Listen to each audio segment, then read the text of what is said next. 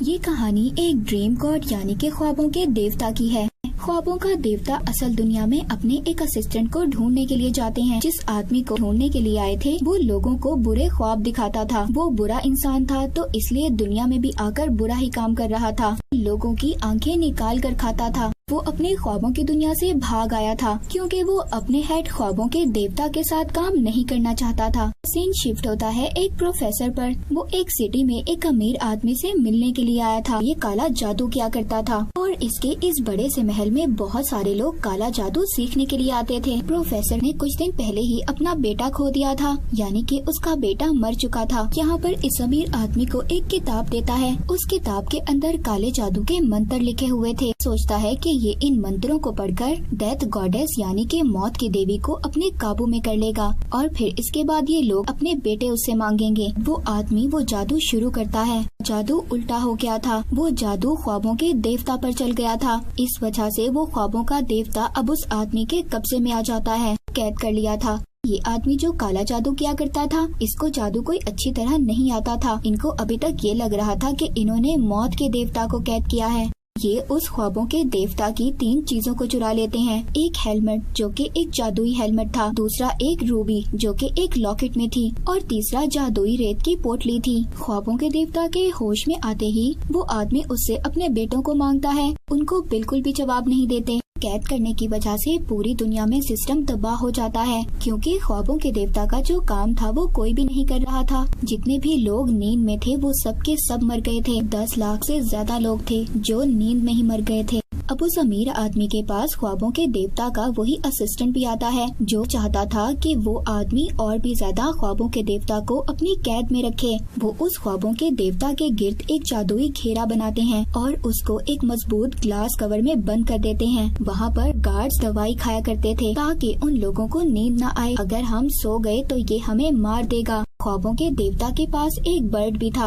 और उसने वहाँ पर उन सब पर नजर रखी हुई थी क्योंकि वो अपने मालिक को आजाद करवाना चाहता था। इसी तरह वक्त गुजरता रहता है। एक दिन गार्ड्स की गैर मौजूदगी में उस जादूगर आदमी का बेटा ख्वाबों के देवता के पास जाता है और कहता है कि मुझे बिल्कुल भी अच्छा नहीं लगता कि मेरे फादर ने तुम्हें कैद में रखा हुआ है। अगर मेरे बस में होता तो मैं तुम्हें कब से इस कैद से आजाद करवा देता। तभी वो जादूगर आदमी अपने बेटे की बात सुन लेता है और वो उसको बहुत ज्यादा मारता है। कहता है तुम पागल हो गए हो। तुम जानते हो अगर वो देवता आजाद हो गया तो हम सबको मार देगा। अगर तुम चाहते हो कि मैं तुम्हें माफ कर दूं तो उस ख्वाबों के देवता का एक परिंदा है जिसे तुम्हें मारना होगा। अब वहाँ पर वो परिंदा बहुत ही चालाकी से आग लगाने की कोशिश कर रहा था ताकि वो अपने मालिक को छुड़वा सके, पर तभी उस जादूगर आदमी का बेटा उसको गोली मार देता है। वो जादूगर आदमी और भी ज्यादा अमीर और मशहूर हो गया था। वो इसी खुशी में एक पार्टी रखता है। उस पार्टी में एक लड़की थी जो उसके करीब आ रही थी। वो अब प्रेग्नेंट हो चुकी थी और वो उस आदमी को अपने बच्चे के बारे में बताती है, मगर वो आदमी ऐसा कुछ भी नहीं चाहता था। इसलिए अब उस लड़की को गुस्सा आ जाता है और वो अब उस जादूगर से वो तीनों चीजें चुराकर भाग गई थी। वो ही तीनों चीजें जो इस जादूगर आदमी ने ख्वाबों के देवता से छीनी थी। ये सब बातें जादूगर बताने के लिए आता है और कहता है कि मैं तुम्हें छोड़ सकता हूँ अगर तुम मुझे ये वरदान दे दो कि मैं कभी ना मरूं। जब वहाँ पर ख्वाबों का देवता उस जादूगर को कोई भी जवाब नहीं देता तो गुस्सा आ गया था और वो अब वहाँ पर अपने बेटे से लड़ने लगता है। इसी लड़ाई में जादूगर की जान चली गई थी। उस जादूगर आदमी का बेटा ख्वाबों के देवता से ये कह रहा था कि मैं तुम्हें छोड़ सकता हूँ मगर इसके बदले तुम्हें मेरी जान बख्शनी होगी।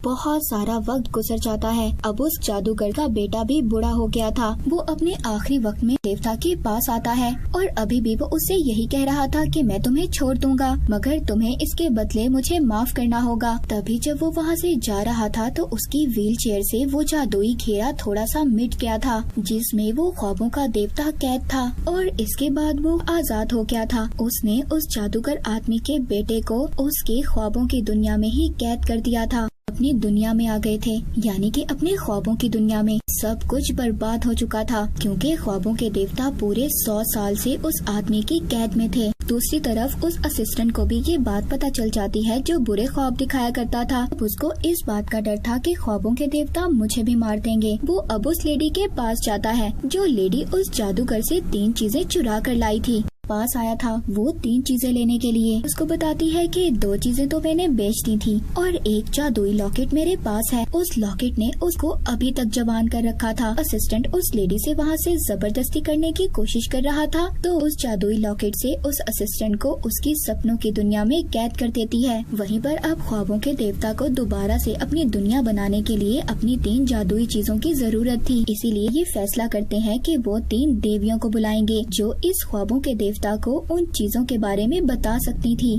बुलाते हैं और उन 3 देवियों को एक सांप का तोहफा देते हैं। बताती हैं कि तुम्हारी जादुई रेत की पोटली एक लड़की के पास है जो दुनिया से डीमंस को भगाने का काम करती है, और दूसरा तुम्हारा जो हेलमेट है वो नर्क यानी के दोज़ख में है, और तीसरा तुम्हारा जादुई लॉकेट जिसके अंदर रूबी है वो एक लेडी के पास है। फिर इसके बाद वो लेडी अपने बेटे से एक हॉस्पिटल में मिलने के लिए जाती है, मगर उसका बेटा बूढ़ा हो चुका था। उस लॉकेट ने उस लेडी को अभी तक जवान कर रखा था। कहती है कि जब ख्वाबों का देवता तुम्हारे पास ये लॉकेट लेने के लिए आए तो तुम उसको ये लॉकेट देकर अपनी जान बचा लेना। लॉकेट उतारकर अपने बेटे को दे देती है। जैसे ही वो लॉकेट उतारती है वो बूढ़ी होकर मर गई थी। अब उसका बेटा ख्वाबों के देवता को उसका लॉकेट वापस नहीं करना चाहता था। लॉकेट का इस्तेमाल करता है और वहाँ पर गार्ड को मार देता है। इसके बाद हमें वो लड़की दिखाई जाती है जिसके बारे में 3 देवियों ने बताया था कि उस लड़की के पास जादुई पोटली है। वो लड़की अब ख्वाबों के देवता से मिलती है। कहती है कि बाहर मेरा इंतजार करो और खुद एक चर्च में चली जाती है। दरअसल यहाँ पर ये एक डीमन को भगाने के लिए आई थी। वो लड़की वहाँ पर मंत्र पढ़ती है और उस डीमन को इंसान की बॉडी से बाहर निकालती है। तभी वहाँ पर ख्वाबों के देवता भी आ गए थे। अपनी जादुई पोटली मांगते हैं, मगर वो लड़की ये कहकर चली जाती है कि मैं तुम्हारी मदद कल करूँगी। वहाँ पर ख्वाबों के देवता को एक परिंदा भी मिलता है जो उनकी केयर टेकर ने उनकी मदद के लिए भेजा था। वो लड़की उनको बताती है कि वो जादुई रेत की पोटली मेरी एक दोस्त के पास है। वो उनको उसके घर पर लेकर जाती है। उसके दोस्त के हाथ में वो जादुई पोटली थी और वो मर चुकी थी। अब ख्वाबों के देवता को अपनी एक चीज रेत की पोटली तो मिल गई थी। असिस्टेंट को देखते हैं जो उसी लेडी के बेटे के पास आया था जिसके पास रूबी थी।